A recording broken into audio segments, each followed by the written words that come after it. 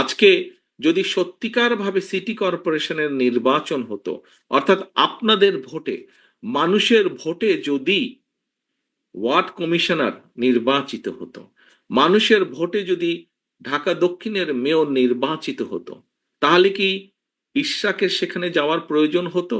তাহলে কি সংবাদের দেখে আমার ফোন করার কোনো প্রয়োজন হতো না? কারণ যেই মানুষটিকে আপনারা নির্বাচিত করতেন, সেই মানুষটি আপনাদের কাছে আপনাদের দেখভাল করার জন্য বাধ্য থাকতো। কারণ সে জানতো যে আমি নির্বাচিত হয়েছে মানুষের ভোটে। এখন যদি আমি মানুষের সমস্যার সমাধানের উদ্যোগ গ্রহণ না করি, আমি যদি মানুষের সমস্যার সমাধানের চেষ্টা না করি, তাহলে পরবর্তীতে যে আবার নির্বাচন আছে, ভোট হবে, সেই ভোটে আমি হেরে যাব। সেই ভোটে মানুষ আমাকে ভোট দেবে না। প্রিয় উপস্থিতিবৃন্দ, আমরা চাইছি, বাংলাদেশ জাতীয়তাবাদী দল চাইছে, যার জন্য আমাদের বহু নেতা কর্মী আত্মহুতি দিয়েছে, শহীদ হয়েছে, গুম হয়েছে, খুন হয়েছে। আমাদের সারা দেশে বিএনপি সহ বিরোধী দলীয় অন্যান্য দলেরও বহু লক্ষ লক্ষ নেতাকর্মী অত্যাচারিত হয়েছে, নির্যাতিত হয়েছে। কেন? মানুষের অধিকার, মানুষের অধিকার প্রতিষ্ঠার জন্য। এবং রাজনৈতিকভাবে আমরা প্রায়শ যেসব দেশের উদাহরণ দিয়ে থাকি, আহা ওই দেশটা কি সুন্দর, ওই দেশের সিস্টেম কি ভালো, এই সব দেশেই এই জবাবদিহিতা আছে। জবাবদিহিতা আছে বলেই সেই দেশের সিস্টেমগুলো কাজ করে, সেই দেশের সিস্টেমগুলো সুন্দর। এবং সেই জবাবদিহিতাটা কি?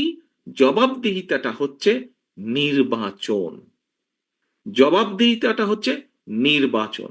সেটি জাতীয় নির্বাচন হোক, সেটি লোকাল নির্বাচন হোক, সেটি কোনো প্রতিষ্ঠানের নির্বাচন হোক, অর্থাৎ একটি নির্দিষ্ট সময় পর পর নির্বাচন হতে হবে।